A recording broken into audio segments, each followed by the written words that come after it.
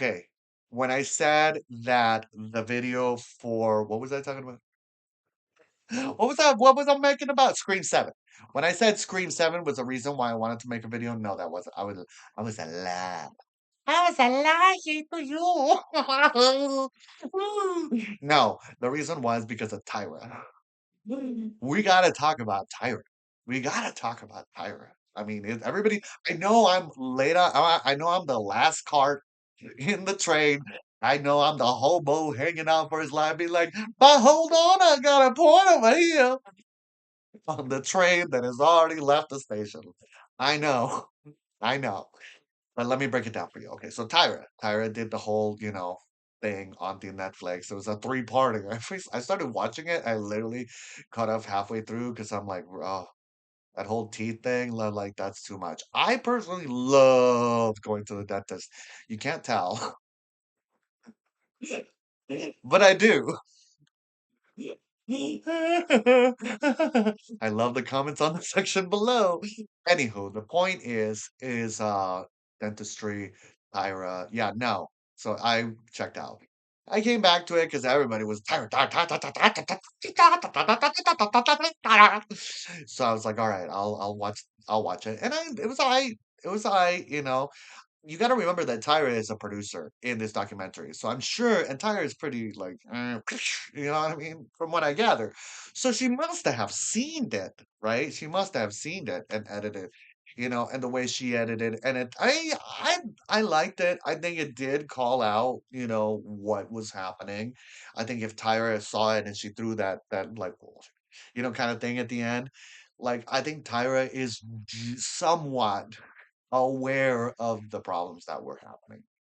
So, and there were problems. I mean, this is an important thing. So I look at Tyra in this situation. It's a lot. I know a lot of people want to come for Tyra, right? Should have brought myself some water. A little phlegmy.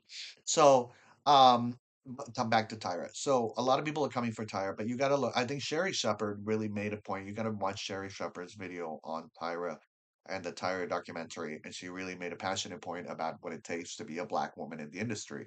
And growing up in that time, Tyra really changed the industry. Nowadays, you got people in their, 60s, 70s walking the runways, plus sizes, whatever size, whoever. It's like it's all across the board. People who are enabled, disabled, black, white, Asian, all of it across the board. You've got more representation than you've ever had before. And dare I say, I think a lot of it has to do with Tyra and making beauty, quote unquote beauty, more public. At the same time, I think that we are in a society where we're really wondering, like, how come men get to wear their don't, how come men can go topless and women can't? Because men, that's pretty much it. Half of a woman's body is illegal outside. We're thinking about makeup and the things that it does. A lot more women are going natural, or if they're not, they're utilizing makeup that is completely natural. Because it's money and it's a mask, and it's just you see this whole revolution of ideals towards femininity and what it means to be a woman. A lot of people are a lot more aware that women have to pay more, while at the end of the day, the woman is when it comes down to like a broken marriage or whatnot, the woman is the one who stays. Women are less likely to commit crimes. Women are better. So I think that, all these questions are being raised with the mentality that we have now about this particular show that came at that particular time. And dare we not forget about dance moms, like, and we still have the whole housewife situation, just that whole propaganda of housewife, being that element kind of thing the way it is. And it's propaganda. It's propaganda. It's misogynist propaganda on various different fronts, you know. So the Tyra show, and I dare I say it, I loved it and I appreciate it because the lighting and the modeling and the walking and the fashion and the ooh. And yeah, and there were times when I just hilariously laughed, like hilariously, like there's no tomorrow at some of those shoots. There was some shoots where like, I was like, oh, me and my friends would be like, yes, no, no, yes, yes, no, this one, that one. Totally, totally. And I think that that was for that time. And then you wonder, like, what's the mentality now? right? The mentality now is that we're all beautiful. We're all beautiful individuals, even with our missing teeth. We're all wonderful individuals in our own way, and we really need to shine as who we are. You see that, you don't need to be a reality star through a company. You just put on video on YouTube and ta-da, you're famous. People across the world and everywhere. And it's really powerful and inspirational that people look at other people. I mean, I'm about to turn 50. And I don't necessarily want, I mean, yeah, it's nice. I'll tell you about, the time when I was, okay, we're getting off track with Tyra. All right, back with the Tyra. The point is, I like Tyra. I know that people are like, oh, nah, nah, nah. I like Tyra. And would I give her a 25th season? Totally. I would totally give her a 25th season. But I think that Tyra really needs to look deeply as to what it means to be a top model in this day and age. Because who's the top model? Who's the top model? Sydney Glasgow? Jessica Dorano? Bohemia Lottenberry? I don't know. I don't Giselle Bundchen, right? She's a top model. Giselle Bundchen and Heidi Klum, she's a top model. Heidi Klum definitely is a top model. Who else is a top model? Uh, Uman Thurman.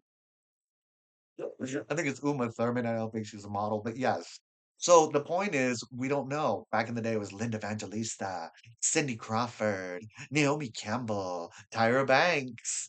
We had our supermodels. Ooh, look at me. Now we don't give no fucks.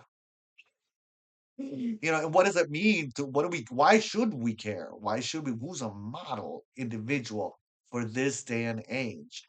Because this is someone, like, personally, for me, I look at my models like David Archuleta, uh, David Archuleta, and dare I say, David Archuleta.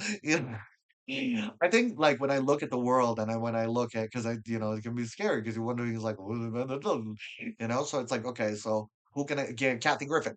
Kathy Griffin is another one. There you go. David Archuleta and Kathy Griffin. And Mo Collins. Mo Collins. Now it's kind of, the wheels are turning, you know? And I think it's because I'm going to do a debut thing video. Anywho, so Tyra Banks, yeah, give her 25th season. See what she can do with it. Why not? Trust her. But Tyra, seriously, you need a strong team. You need like someone who's gonna smack you around, be like, listen, Tyra, you can't be, yelling at no girls unless like it's all staged and it's all like in monologues and whatever. Okay, I don't know. But the point is you can't be treating people badly. You gotta be nice. You gotta be a good person. And still a little tough love, but still, come on, Tyra. We're gonna know how to talk to these girls. You gotta have me on the show. Can I be like house mother? Can I be the house mother for the shows? You should totally have a house mother. There you go. Should have a celebrity house mother on the show, Kathy Griffin. Hey, why not? Anywho, I love you, Tyra, and I love you, society. I want to wish you all a wonderful, wonderful eternity. Do you think that Tyra could really transform that darkness into light? Let me know in the comment section down below. And I hope that you're positive about it because if not, I don't like it. Bye.